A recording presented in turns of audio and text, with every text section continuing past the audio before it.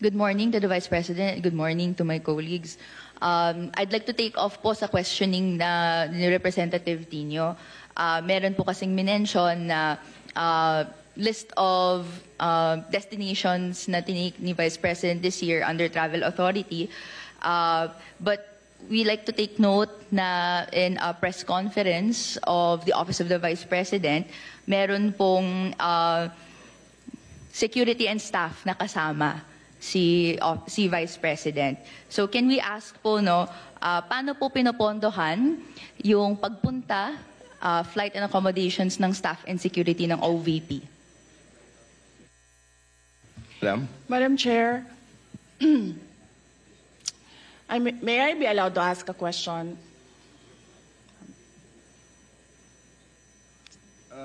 Depende sa nature, Madam Vice President. Yes.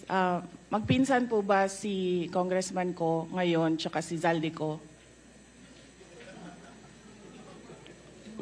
Ano po yun? Gusto ko Mr. lang Chair, I malaman. can answer. Are they relatives, sir? Please answer, Congresswoman Rene. I have no familiar relation po to Zaldico or to Representative Zaldico or any of their relatives po. Thank you, Madam Chair.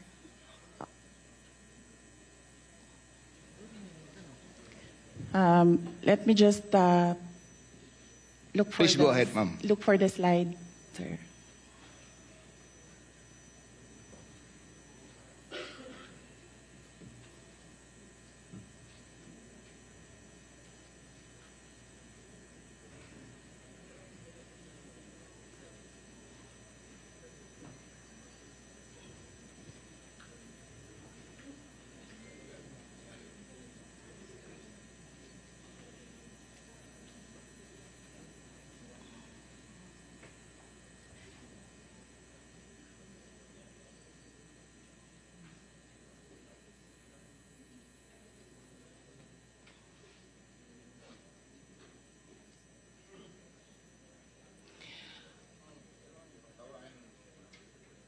So, Madam Vice Chair, President, please go ahead. yes. So, we are talking about international travels, as of July 31.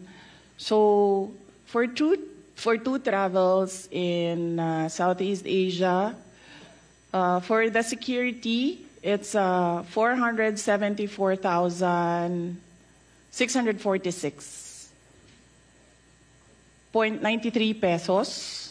And for the OVP personnel, these are for two trips, 463,733.6 for a total of 938,379.99.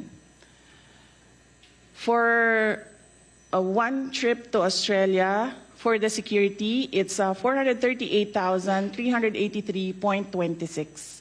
And for the OVP personnel, it's 206,988 for a total of 645,371.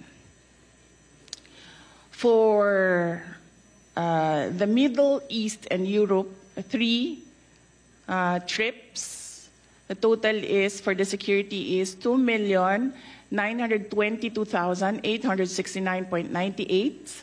And then for the OVP personnel, that's 1,825,329.47 for a total of 4,748,199.45.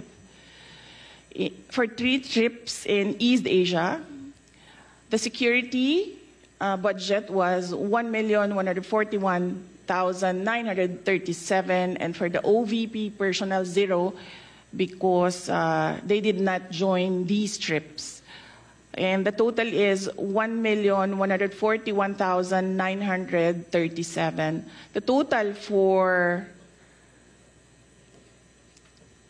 9 trips for both the security and OVP personnel is 7,473,887.70.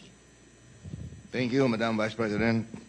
Congresswoman ko, Mr. Chair, may we request a detailed copy of the report that the Vice President gave in relation po sa spending po ng security and staff for foreign trips abroad. We will request the Office of the Vice President to supply.